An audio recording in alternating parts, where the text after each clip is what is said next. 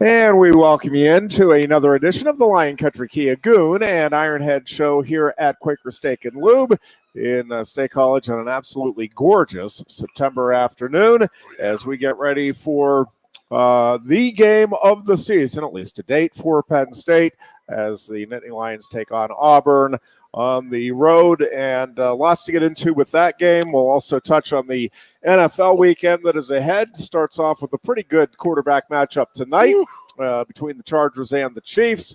And might be the game of the year, and it's on a Thursday night, week 2. Yeah, I will say the Thursday night schedule is off to a terrific start. I mean, I know the game didn't live up to the hype, but I mean, Bills-Rams, that's as good as you're going to get in terms of matchup and names last week. And listen, with Herbert and Mahomes, and they both have pretty doggone good supporting casts, but that's as good of a quarterback matchup as you're going to see all season long. And, you know, for the Chargers, I mean, tonight's not going to be, whichever way it goes, it's not going to be the defining moment of their season. It's in the postseason that team is going to have to get, and Herbert is going to have to get things done to start living up to the potential and the hype. But this game could go a way toward allowing the Chargers to believe that they can accomplish that this season. It's an interesting game for a lot of different reasons. Who was it? Herbert, Burrows, Jalen Hurts, and there was a fourth. Was it Tua? Tua was the fourth in that class? Yeah, I will tell you, the Dolphins to me are one of the more intriguing teams of this season. It has to catch up eventually, all the picks they've had. Yes. They have to have the most first-round picks of anybody. Well, I don't know. And I don't know that it necessarily needs to come together because could I introduce you to the Cleveland Browns, dear Goon? They keep trading them away. Well, I mean, but still, at the end of the day. All right. The elf. What's your feeling on it? They put a 30-foot elf in the middle of the field instead of the helmet. I like the elf. Let's Cleveland Browns type stuff. I'm pro-elf. I'm pro-elf. Last time they won a championship, they were using the elf. What takes so long? I mean, did they didn't believe in superstitions there, or what else? What could go wrong? Went wrong there. Finally brought the elf off the shelf is what they finally did. Oh man, it's funny though. It looks. I mean, I remember again, family's from there, so. Carrie's cousin came in my house. I'm like, what the hell are you wearing? What is that thing? And she's like, oh, it's the elf. And I'm like, I have never seen that thing, but it's been around for a long time. Penn State Auburn Saturday. And again, the closer we're getting, the more excited I'm getting, but also just I'm really, really intrigued to see what happens at the line of scrimmage. Reading just a little bit more about Auburn over the last couple of days, and you know, their fans are very concerned, and a lot of their writers are concerned about the matchup with their O-line against Penn State's D-line, which is interesting because I think a lot of Penn State fans are concerned about that very same matchup. Precisely. And certainly on the other side of the ball, Penn State's O-line against Auburn's D-line. And, you know, I will say both teams, I think, have pretty high expectations, and for the first time in a long time, Penn State fans can say that regarding their running games. I mean, I do think Nicholas Singleton has really changed the perception, at least. But listen, you know, as a team, they didn't get 100 yards against Purdue, and I do think this is a better Auburn defense than Purdue. Now, that's a couple of weeks ago. You hope that this team is, you know, figuring some things out. But I really am interested to see if Singleton in particular can break off a couple of long ones, long being 30 plus, against a good Auburn defense. And I'm also really interested to see how Penn State's defense does against Auburn's running game. I think a lot of folks believe that if Auburn had just trusted the running game from the get-go last season and settled in a little bit with that was a very winnable game. Questionable call also that helped Penn State to the win. So I think there's a lot of plenty of motivation for Auburn, and everybody's talking about the crowd and the atmosphere that will be there. I think James Franklin has certainly brought it to Penn State's attention really for the last month in preparing for the crowd at Jordan-Hare. So we'll see how it all plays out. Going in, Goon, I have a good feeling about the Penn State approach of one game at a time, and I think there are some matchups here. I know a lot of people are going to look, and rightfully so, at Auburn's run game and that offense with its running game against Penn State's defense. But you have to think, especially with the way Penn State's secondary is playing, right? Penn State is very comfortable, you would think, against this Auburn offense because they were comfortable against Purdue going man-to-man, for crying out loud. This Auburn passing game is not Purdue's passing game. Correct. Okay, this is not an offense that is going to light you up for 300-plus yards through the air. And because of that, because of Penn State's secondary, and in particular the quarterbacks, I think to pretty well shut things down. And I think Penn State's looking at this and saying, listen, we will go ahead and dare Auburn to try to beat us with the passing game. We'll take our chances with our secondary matchup 1-on-1. So I think you can bring a lot of pressure in a lot of different ways. It's not just 8 men in the box. It's how you're utilizing those 8 men and how you're crashing the gaps and all of that. And obviously a lot of this comes into film study. But as a fan, I'm trusting Manny Diaz taking the time to look and analyze at Auburn, that they will have some things dialed up. Now, that doesn't mean I think Penn State's just going to go in there and shut down Auburn and, they're not going to get anything going. But I do think Penn State will hold its own at the very least against Auburn. And I think Penn State's offense is on the verge of breaking out. I know they put up good numbers in each of the first 2 games. I'm talking about being an offense that can compare to Ohio State's this season. And let's be honest, if Penn State has any thoughts of contending for a Big Ten title, getting to the playoffs, anything like that, right? I mean, that offense has got to generate a lot of points and a lot of yards over the course of the Big Ten schedule this year. And I think it's capable of doing that. But I think this is a game where you have to start to see that happen. There has to be some consistency. The receivers cannot be dropping balls this week. The tight ends can't be dropping balls this week. You're going to have to take advantage of the opportunities when they're there. But I do think there will be opportunities there against this Auburn defense. Again, I think it's a good defense. This is not Alabama or Georgia when we're talking defensive side of the ball here. 3 things we got going on right now. And that is, it all revolves around classic football matchups. We have a very, very, very aged quarterback who was a very good leader, and the guys are following him. I mean, early in the year, that is a huge thing it always has been, in my opinion. Team with the older players, the older quarterback, he's not going to be ruffled going out in the Auburn. He's been there and done that. I mean, I'm so sick and tired of the SEC getting this, all this love because they have to go down and play in the SEC. Go to play Michigan. Go play Wisconsin. Go play Ohio State on the road. Iowa, it's night games. I mean, I'm so sick of it. So I'm fully on board with this team as Sean Clifford is the leader. I really am. And then we have said from the start, I'm a Joe Paterno guy and, old school football, and that is the greatest friend of a passing game is a run game. And the fact that Nick Singleton went off last week is got to have Auburn on their heels sitting there saying, okay, well, you know what? We got to stop this run before we can stop them from throwing. If we can be able to run the ball, it's going to open up so many more passing lanes for us, for Clifford, that I hate saying the word bullish because we used that all last year, but I'm all in on this team right now. I really am, and I really think that this team is going to go down there and dominate this game. I really do, on both sides of the football. Auburn's in disarray, man. They have been in disarray for over a year, 2 years now. Losing record last year. New quarterback coming in. The coach is, he's not exactly beloved down there, in my opinion.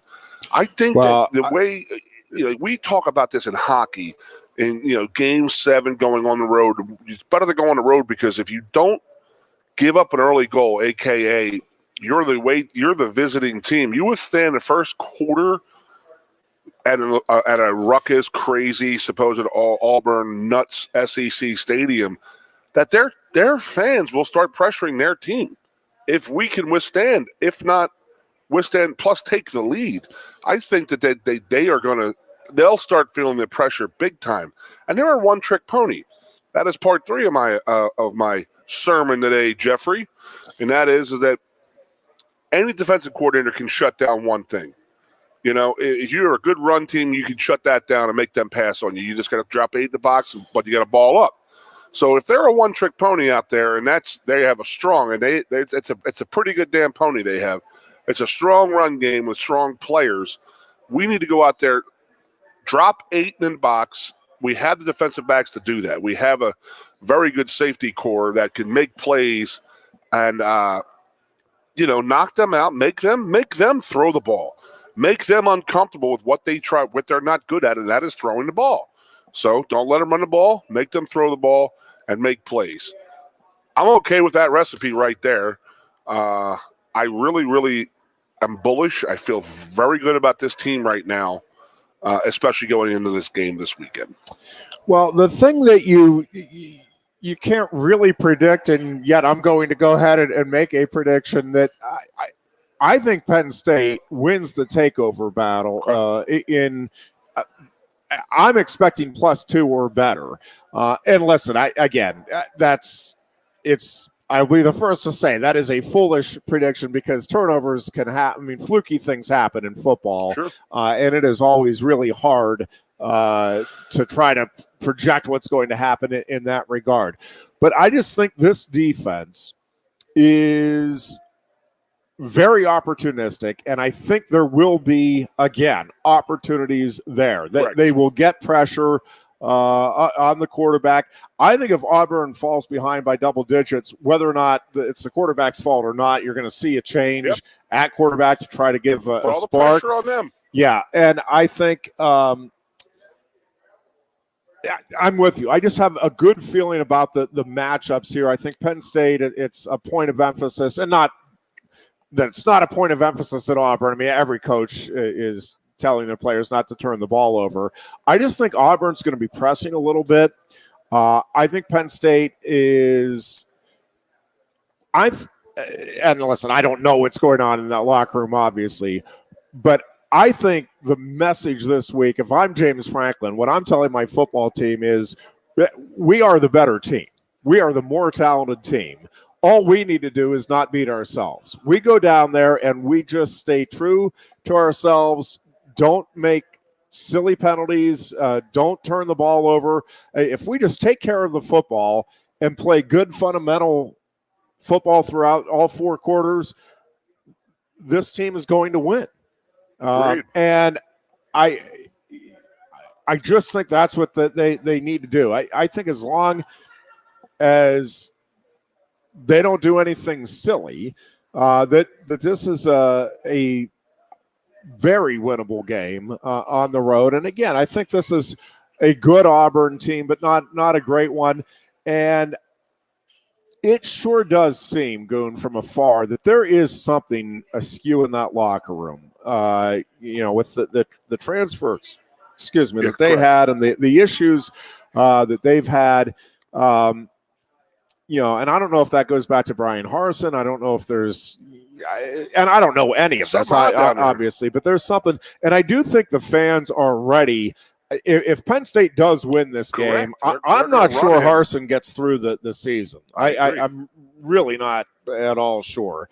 He is under a tremendous amount of pressure down there, and especially when you look at what Alabama continues to do. That pressure just ratchets up.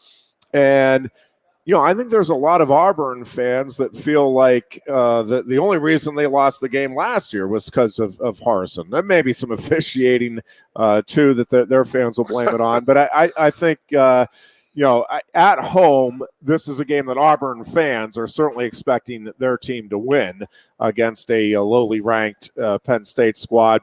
That, in reading through some of the projections down there of this game, they have a lot of questions about Penn State and the defensive line and right on down the line. I mean, I think, I think it's fair to question these things until we see how this season plays out.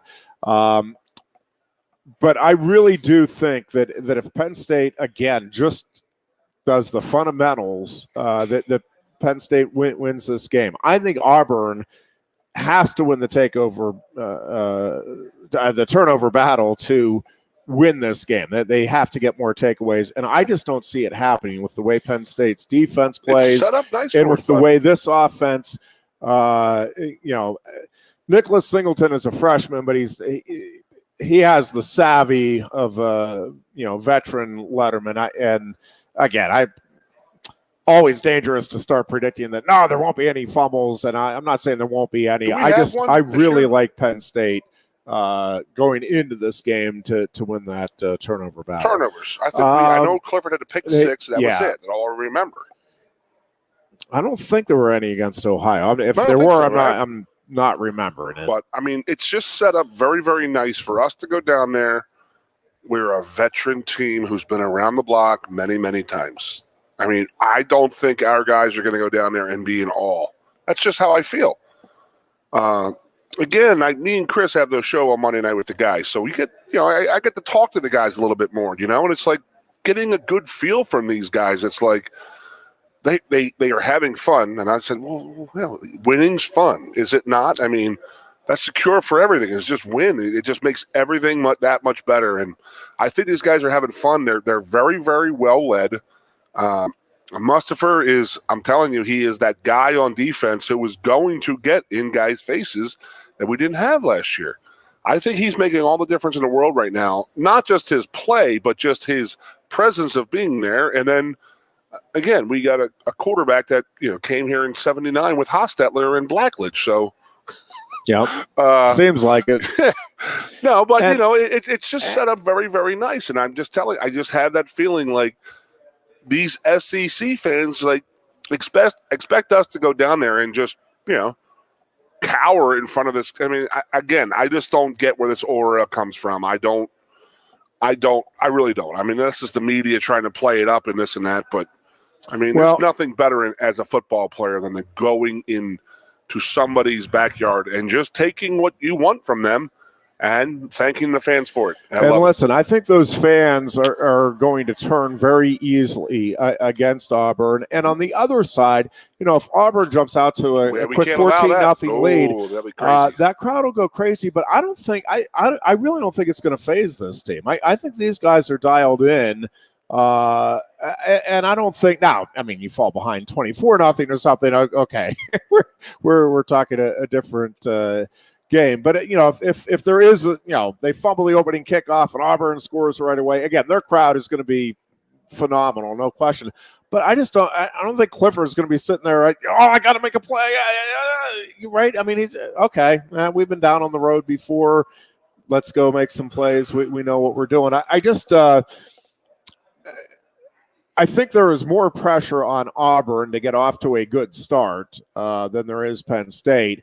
And I think the reward, though, for Penn State getting off to a quick start is going to be monumental. Because if Penn State, again, can get a double-digit lead in this game, and that's a big if, but if Penn State can, I really think you're going to see a very tight Auburn football team one-trick the rest pony, of the man. way. One trick. I mean, they're good. They're very good at what they do. The two games I've watched, they can run the ball, and they are going to try to force their will. But, so does Wisconsin when we play them. Yeah, and I just think, and listen, I do think Auburn was looking past San Jose State last week a little bit. I mean, I don't think there's any question about that. At the same time, Auburn did not exactly dominate the line of scrimmage the way you would have expected them to in that game. And that's not, by the way, I mean, sometimes you have these teams that sneak up. That is not a great San Jose State team this year, okay? So, again, going into the game, I'm with you. I like the matchups in this game. There's certainly some concerns as well, and I want to see how this team responds. I do think it's largely going to come down to just, which team can be tougher, which team can grind out a couple of yards when it needs it. And Penn State, the last couple of years, has not been able to do that. And I think they've heard it enough, and they're sick and tired of hearing it, that I think that they are really, really – they're dialed. Like you used the right word I was looking for earlier. You said dialed in. Well, and I also think Penn State – I am very curious to see what Penn State does offensively, schematically, because I do think Penn State is going to switch some things up from what Auburn saw last year, and even through the first two games. I'm expecting and again, I could be proven completely wrong. Defense. I think you're going to see a little more Sean Clifford in the running game early, off of some, fake handoffs to Singleton and more of the RPO where he's getting out of the side. I also think you're going to see more of Nicholas Singleton in space. I think Penn State does some pitches, some swing passes in this game to try to get Singleton in some one-on-one matchups or into open space where, again, with his speed, he is extremely dangerous. Hear me out here, Jeffrey. Remember, I believe it was 2008. We just come off of 8, may have been 9. Darryl Clark's senior year. Pat Devlin had left, so we really didn't have a competent backup. And what was Darryl Clark's game was predicated on the run, the fact that he had the ability to run at any time. Yeah. But they weren't running him because they didn't have a viable backup, and they were scared to unleash him out of fear to get hurt. No, I'm thinking the same thing about Sean Clifford last year. Now it's like, okay, now we know we have a guy who can come in after him. Yeah. Oh, God forbid he gets hurt. We don't want him to get hurt, right. But you can be more risky with the run game with the quarterback, knowing that you have Drew Aller in the background saying, okay, well, if Sean gets nicked up this time, we have the ability to go here. You know what I mean? That changes the offensive calls a whole ton. I remember with Darryl, we were doing a post-game radio show, and I'm like, will you please let him play his game? They were trying to force him to be that drop-back quarterback guy because he wanted to be known as a quarterback, not as a dual-threat quarterback. And that's fine. I get it, but let's remember what got you there. Remember why you were here. And the coaches have to realize, okay, well, you know what? We can't hold him back of here being hurt, especially now with Drew, Drew Aller as the backup for Sean, that I don't think they have to worry about, you just said, let's run him some more. Get him out. Bootleg, RPO the crap out of this team. Get him thinking, man. I'm telling you, I have a great feeling about this weekend. I really do. I hope that I'm right. I really hope it. Again, I just think that everybody and their mothers gives the SEC way too much credit when it's not really deserved. I mean, what has Auburn really done this year? I don't think that much. Well, no. I mean, nothing. They haven't really been – well, I shouldn't say that. They were tested by San Jose State. They haven't been in a game that they should have been tested. Correct. That game was, very much in doubt in terms of the outcome until very late in the fourth quarter. And I think that – again, that's why if Penn State can jump out quickly, I think there have to be some seeds of doubt already on that Auburn side. And Penn State has the road win this year over Purdue. And I do think this is going to be a better crowd than it's obviously going to be a bigger crowd, but more noisy and more into it at the start. Bigger. But I think that this team, you go back to the game at Wisconsin last year, the game at Michigan, where, again, they played very well. It might have been one of their best efforts. of the season last year. And I just think that this is, as you said, I think the experiences that this team has had over the last couple of years, especially on the road, are set up ideally for this team to be able to keep its poise and handle all of the extracurricular stuff that will be surrounding the game. And again, I just keep coming back to it when you look at it, and it's not – Auburn has some terrific football players. I'm not sitting here telling you Auburn is devoid of talent. Obviously, this is a roster that has plenty of guys that will be playing in the NFL. But I think top to bottom, I think there's no question that Penn State has the more talented roster.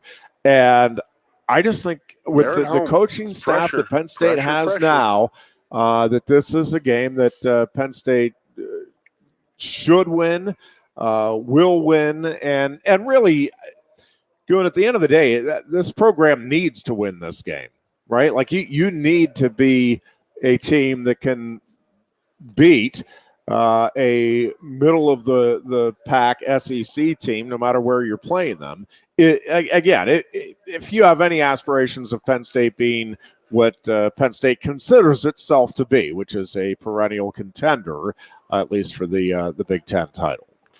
ESPN has us in the New Year's Six Bowl versus the Clemson Tigers. Yeah, somebody thinks something of us, and it was three Big Ten teams in the top 12. So yeah, it is interesting to see that there are a few teams right now that there is widely disparate views on what the ceiling is, because I was reading another piece earlier this week saying Auburn. Oh yeah, no, I'm not. And I'm right there with you. Like we said before the season. Well, I said before the season, man. I think it's fathomable that this team goes 7-5, and I thought it was also within the realm of possibility that this team could go 11-1. I mean, I still think that. I still think either of those are possible. I think we'll get a better idea of and each week I think we're going to keep getting a better idea. Central Michigan maybe being the exception. I don't know that we're going to learn that much that we won't know after the Auburn game from Central Michigan. But I think we've learned a little bit of each week here through the first two games of the season. I think you're going to learn a little bit more about what Penn State truly has up front on both sides of the line. And, if Penn State is improved along the line of scrimmage, both offensively and defensively, again, you still have another 3 weeks till you get into what I consider the meat of the schedule. And no disrespect to Northwestern, but that's a game at home. Again, if you're expecting to be Big Ten contender, you're winning that game. It might not be easy, but that's a game you have to win as well. So I think if you win this game, again, you've set yourself up very well to be one of the surprise teams this season in college football. Do you understand what I said the other day about the parallels that I see to last season, this being the Iowa game? It just really has that feel. I know we were 4-0 going out there, right? Yes. I think we had another game under our belt at home. We did. Okay, so we're 4-0. So now we're 2-0 going down there, but it's just such a similar feel. Better how excited we were and how great we were feeling about, wow, all of our stuff that we were talking about and this and that was coming true and coming to fruition. So this game,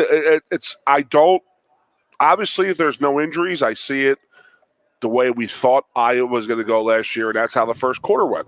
And that was we were going to dog stomp them. We were going to curb them. We were going to go boat race them right off the field. And I feel that I have that same similar feeling to this game. I think that these guys are dialed in, and they're a veteran team, and they have good leadership, and they have good coaching right now. The defense, they haven't figured the defense out as of yet. So, I have a really, really, I don't want people to get all jacked up because I'm saying all this, but I have that kind of feeling for this weekend, Jeffrey. I really do.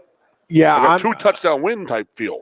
Yeah, I'm not too far behind you in that. Yeah, I know in that feeling, but I really do. I like the way the first two games have played out for Penn State, and again, Auburn I think has to be concerned. That win last week was not what Auburn was expecting, not what that program was looking for.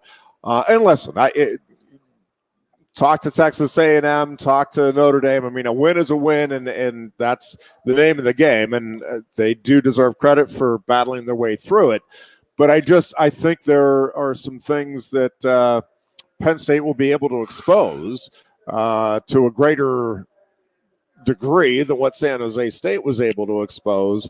Who they open up with problems? I'm completely blanking right now.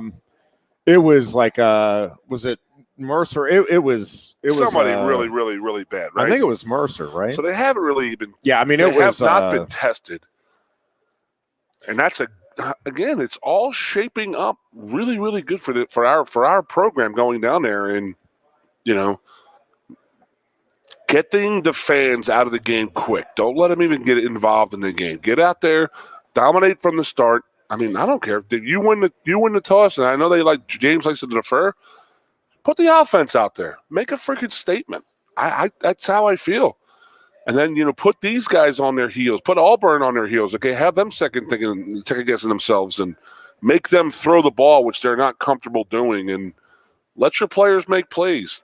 Now I'm going to look at the scary side of Penn State, and as I said Tuesday, the lack of pass rush. From four guys is alarming. It's getting a little bit scary that when we need pressure, we have to blitz, and that's not good because if somebody picks that blitz up, we're going to get burnt. So we need to get some more pressure with the front four, just with four. But we're going to see that they're not a great passing team, so maybe we will see the defensive line take over this game this week, but. I am pretty damn jacked up, man. I'm not going to lie to you, Jeffrey.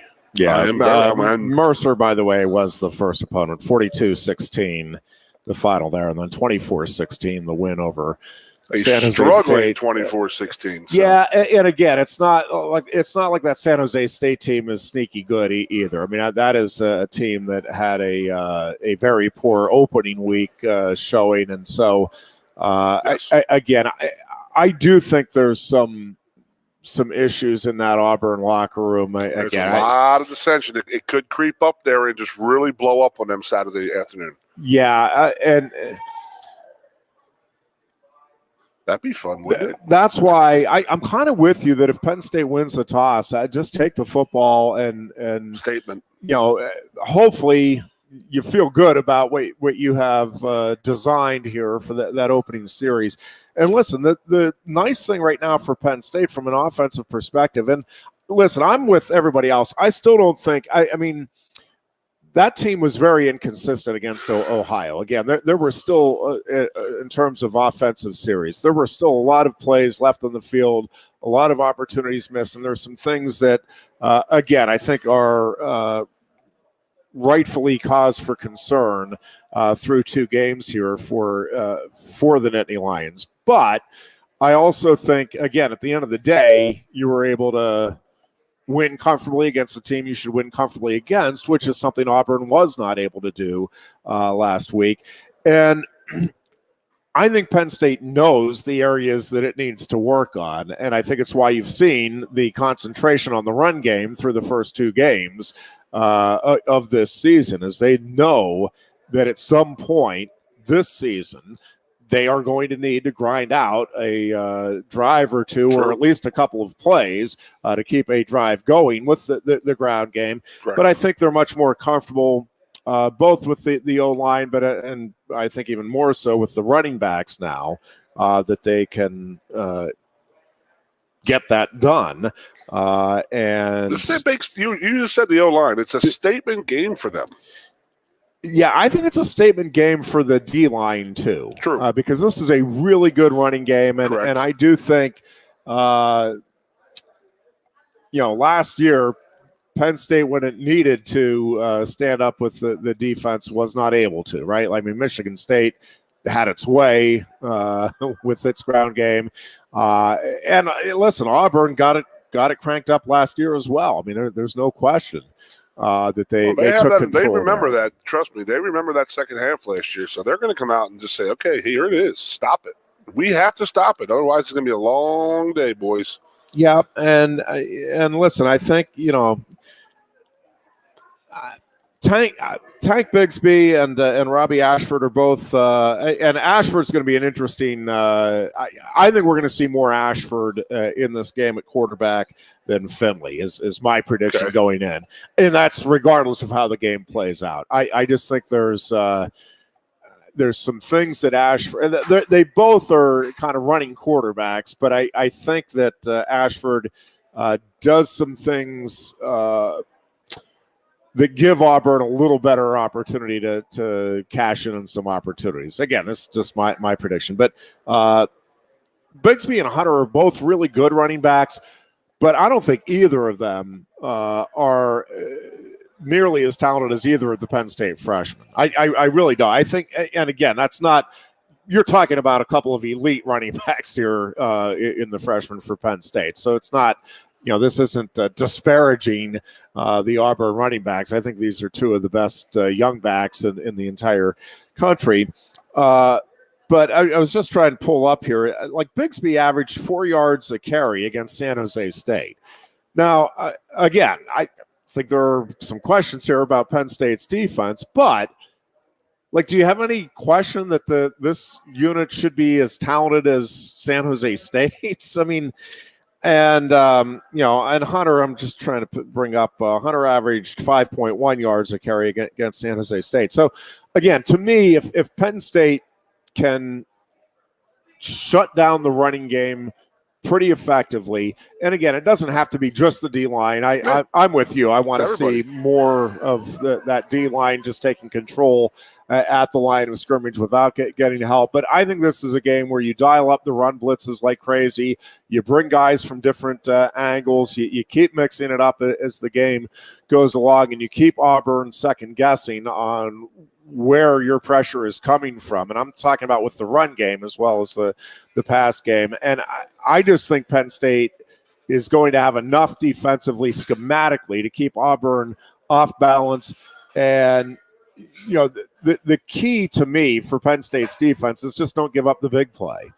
You can give up the 3-4 yard runs because it is hard to put together a 12, 13, 14 play drive without, penalties or turnovers or something, negative yardage play, disrupting that and getting you off schedule is the football term that the announcers like to use. Yeah.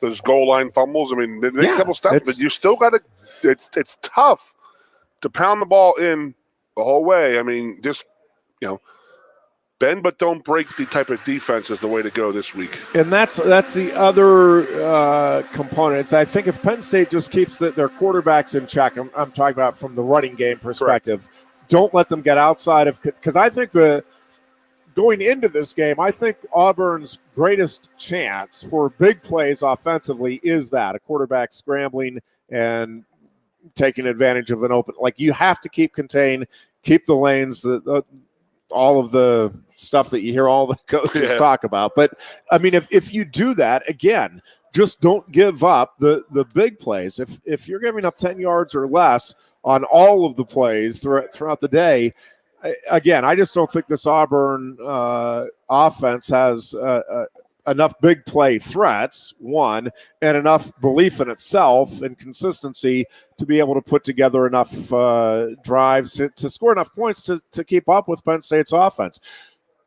Correct. I think Penn State's offense can hit home runs a bunch of different ways. I mean, that's the other thing. I think Clifford could do the same thing that Auburn's quarterbacks, I think, are capable of and take advantage of, getting outside of contain and being able to take off on a big run because everybody else is downfield. But I think Penn State also has, several guys that can make big plays with the passing game downfield and a quarterback that can get it there, a couple of quarterbacks that can get it there. And obviously now with at least Nicholas Singleton, you have a home run threat at running back. Anytime he touches that ball, he can turn that corner and go. And so, again, to me, but what about the outside SEC speed? Outside of home field advantage, I just don't think there are a lot of check marks that you give to Auburn when you're going through the matchups. Now, there are plenty of ones that I think are kind of even going into the game, and we'll see how it plays out. Our guys are going to have a swagger, buddy. That's my feel. I think that we're starting to get that little swagger going. Again, we're old. We've been there. This is nothing new to these cats going out there right now. So I'm completely fine with how we're going into this game. We'll play Jen Psaki and circle back for our predictions at the end of the show in just about 15 minutes. But so the old adage is how you beat an option team. So they would say, well, Penn State played Nebraska in 94. We get up 14 points, 21 points to them. They have to throw the ball. So make Auburn throw the ball. They're so uncomfortable doing it and not that good at it. That's the key. Boom. So what's up? Yeah. Turn to the NFL weekend real quick. And before we do that, can I just give a quick shout out to the Nittany Lion Wrestling Club, Zane Rutherford and David Taylor. Yep. 5-0. Man, if you had a chance to watch it this morning on Flow Wrestling, it was spectacular stuff. Both Rutherford and Taylor are into the finals of the World Championships for men's freestyle wrestling, and both did not give up a point. Taylor wrestled, 3 matches, right? And two matches, and Rutherford wrestled 3. Correct. Rutherford coasted in his first one, pinned his second one, and won 7-0 in the third. Nope, I have that mixed up. He pinned and then got the 5-0 decision, then the 7-0 decision, where his 3 wins, and Taylor with a couple of tech falls, 10-0 and 12-0. With technical superiority, is what they call it in freestyle wrestling. But, very impressive stuff by both of those guys. And, Thomas Gilman will be coming up tomorrow. Those two will wrestle for gold tomorrow. Kyle Snyder is still to come as well. Franklin Gomez will be wrestling for Puerto Rico tomorrow. And, it's been and Abdurrahmanov is from the Nittany Lion Wrestling Club, is into hopefully will be in repechage and still have a chance to get bronze as well tomorrow. But for Rutherford and Taylor, it'll be the first. Rutherford knows he's bringing home a medal. It'll either be gold or silver the first time that he'll medal at the World Championships in his third attempt. And obviously David Taylor trying to bring home a second World Championship to go with his Olympic gold. And we'll have what might be the greatest rivalry right now in international wrestling. With is he going against that guy again? Yeah, and whose name will not be said here. You'll know it, but yes, Donnie, and he is. And listen, they call him the greatest in Iran, and when he is a folk hero legend in Iran, and for David Taylor to have defeated him for gold in the Olympics is no small feat. And obviously he came back and got his revenge in the World Championships last year. That match alone is going to be worth tuning in to the World Championships this year, Russia or no Russia. It's been a terrific showing thus far for the Americans. Jordan Burroughs will also wrestle for gold.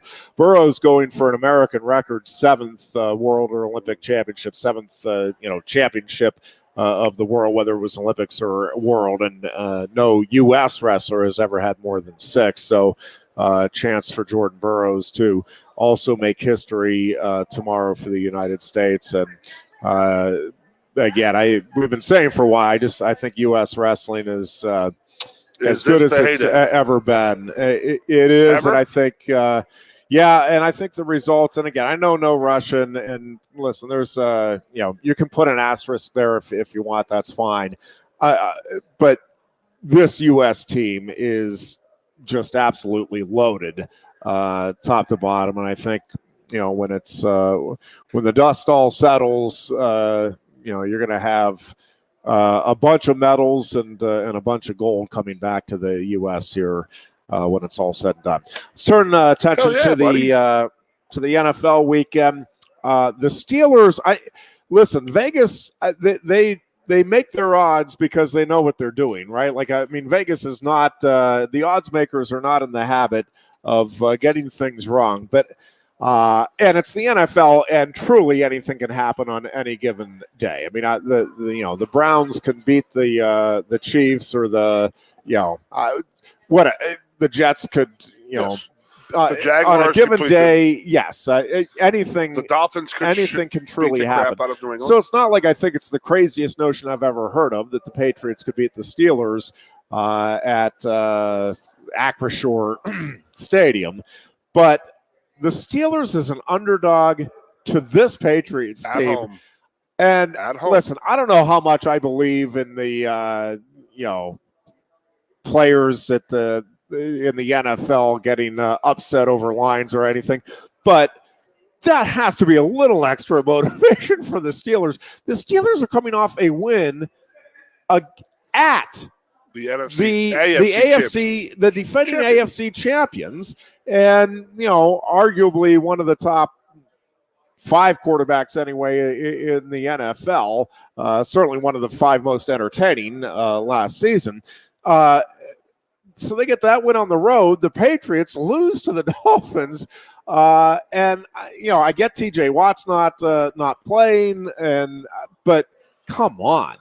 The Steelers is an underdog to this Patriots team, and Mac Jones, I think, will play, but he did not practice today. I guess illness is what they said, so I'm certainly expecting that he'll be fine for Sunday. But I'm just I don't know. Vegas is going off of Belichick and the Patriots off of a loss. Oh, and Belichick's record, coming off of a loss, it is very good. But the Steelers at home coming off of that game, and again, it's may very well be a sucker's bet. And again, I'm not sitting here telling you it would be shocking if the Patriots win this game, because it would not. I'm still not sure what to make of the Steelers. And listen, that game, it wasn't just T.J. Watt. That game was a physical. I mean, there were a lot of guys coming off, and guys that will play that I think are still banged up for the Steelers coming off that Bengals loss. But, I didn't watch I saw the highlights of the Patriots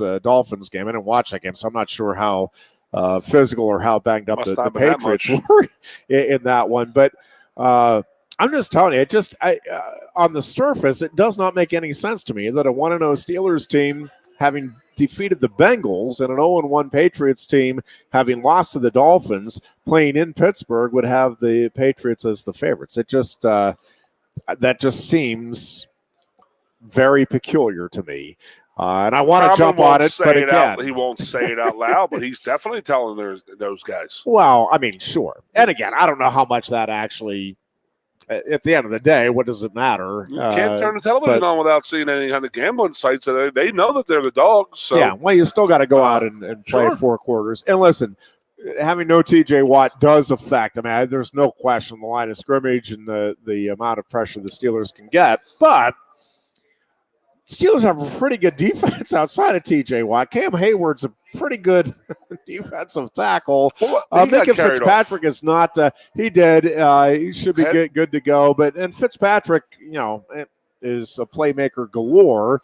And as a Steelers fan, I'm excited to see what they can dial up here against Mac Jones. So we'll see. It's going to be an interesting game. A fantasy team with defensive players. No. You ever heard of that? No. Defense, a tackle, an interception, and this and that. Yeah. So my nephew, who's a senior here, he was out at the show on Sunday watching it with us, and he goes, "Dude, I have Minka Fitzpatrick on my fantasy team." I said, "What? What are you talking about?" And he goes, Nice. "Look at these stats." He goes, "Block kick was like 2 points, a fumble recovery, he had 14 tackles, 3 pass breakups." I'm like, dude. And the guy he played was like, "Is this even real? I mean, are we really having this? I'm losing because of a defensive player." But dude, Fitzpatrick is unfreaking believable. Yeah, it was. I mean, I go back. I said it Tuesday. What Saban said, that he is the best football player he has ever coached. I can't stop stressing that. That is unbelievable to me. the fact that he could say that, and then how good Fitzpatrick was, and what in the hell were the Dolphins thinking? Like, you build around that cat, man. Yeah, it's unhappy or not, pay him. He is just dude, he blocked the kick. You know how hard it is to block a kick in the NFL? Slow snap, bad snap. I'm don't with care. you. That's what I think people are still undervaluing how amazing that was. And I get that the timing may have been off with it, but you still got to take advantage of the timing being a fraction off. And Fitzpatrick certainly did do that. Fantastic. Just a great player to watch. He doesn't get up. I mean, he doesn't talk a lot of crap and this and that, but he plays defensive. He plays in the secondary like a Brian Dawkins type of guy, which we didn't think those guys would start going to the wayside a little bit. Like, he's a Palomalu type playmaker. Yeah, but we didn't think he'd play it in this day and in this generation because of the hits, and you're not hitting defenseless receivers. But he still is dominating back there, and he's playing within the rules. What are you thinking of the Monday night matchup there, dear Goon? I like him. I mean, the Vikings always play tough, but they just don't play tough in the playoffs when they have to win in Philadelphia. So, but I'm interested to see where the Birds are at. We're giving up 35 against Detroit last week. I know Detroit's the darling of the NFL world, but I don't know if you watched any of the Vikings in the Green Bay game. I mean, my God. I didn't see the game. I mean, obviously saw Rodgers and the Packers are done. They're absolutely – I believe that they're cooked. He just have nobody out there. And I mean, I want to say this on the air. I don't know that he actually doesn't have anybody out there. I just don't think he believes he has anybody out there. And prediction is he will not make Week 8, and this will be the last time we're seeing him playing in Green Bay. I just have that feeling like he's the type of guy who just says, okay, well, I'm done. I mean, he's that selfish to take $52 million of the 185 and then complain about not having players. It's like, come on, man. I mean, there's a reason Tom Brady won a lot of Super Bowls, and he took he was a company man for 20 years. He didn't take a lot of money. He didn't take all the money. I mean, look at him in Green Bay. I mean, look at him in Tampa Bay. They're pulling players all over the place. So, I like the Eagles this week, but I also, that's just me. I mean, until Minnesota goes out there and beats them in Philadelphia, we'll see. But yeah. I like Philly on Monday night. I know the crowd will be jacked up. It's a fun up. one. It's going to be a fun game. One. I mean, Jalen Hurts, on record, my favorite college football player in the history of the game, but he's turning into a hell of an NFL quarterback right now, too, because he's just a gamer. He's just making things. He makes things happen, and he's a good leader, and guys follow him. So did you see the Detroit linebacker who was a high school wrestler or whatever throw Jason Kelce, like hip toss him? I did not. So I'm watching it, and I've literally seen like 10 different texts like, oh, he's out here killing guys and this and that. First of all, he's getting blocked. He's 8 yards down the field, and he turns his hip, and he like hip tosses, like jiu-jitsu hip toss Jason Kelce. And Kelce gets up, runs back to the huddle. I mean, everybody's like, oh, my God, he dominated him. I'm like, no, Kelce won that play by a lot. I mean, he dominated him. Oh, he hip tossed him. Well, when they start giving points for hip tossing in professional football, that guy will be all right. So, no, I like the Birds. They got good offensive line. The defensive line's all right. But Justin Jefferson, he's one of my guys on my fantasy team. My God. My Lord, is he a stud. So they got to worry about him out there. But I'm okay. I'm okay with the Birds. I'm not upset with them. The hockey's starting soon there, Ironhead. Hockey's starting soon. Yes, it is. So I had a conversation. I know we're going to get off the air soon. I had a conversation with somebody the other day. Remember Mario retired. His last game was in Philadelphia. Yeah. And they gave him a standing ovation, this and that. I am convinced that the Philadelphia fans will not do that to Crosby. That Mario transcended, and Crosby, in a way, might be better than Mario. And that's crazy to think about. But they will never. I don't know why I brought this up, but I just don't see them cheering the way they did Mario at the end of his career. They should. You. I think there's a little more animus. There's a lot of animosity from the get-go. Correct. With Crosby, Kevin Hatcher taking his 6 front teeth out and then scoring the game-winning goal. It goes back to that. Yeah, and I will say, I am fascinated by this Chargers-Chiefs game tonight. I know. And for a Thursday again, night, it's a week 2 Thursday night game. And at the end of the day, again, no matter what happens, this isn't defining that. There's a lot of people making this out of Herbert needs to win this or this and that. He'll be the first quarterback to win twice in Arrowhead.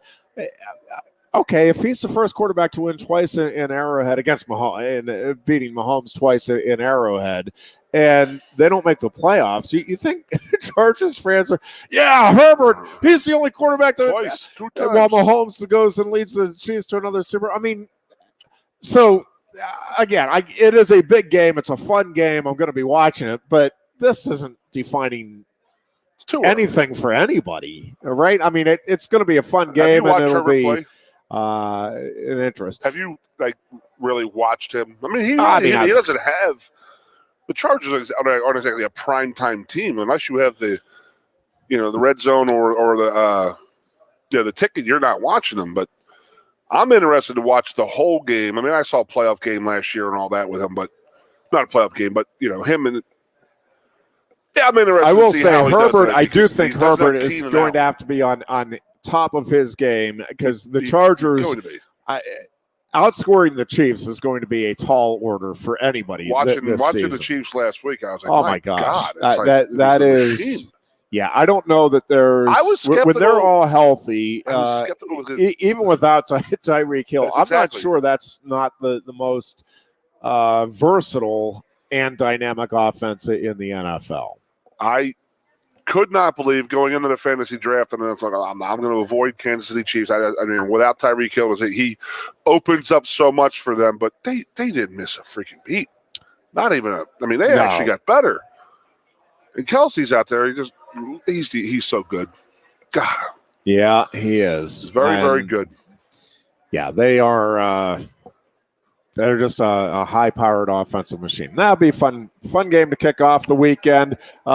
Predictions, dear Goon, for Saturday's matchup at Auburn. I got us 28-14 or something like that. I believe I picked that for the Final State.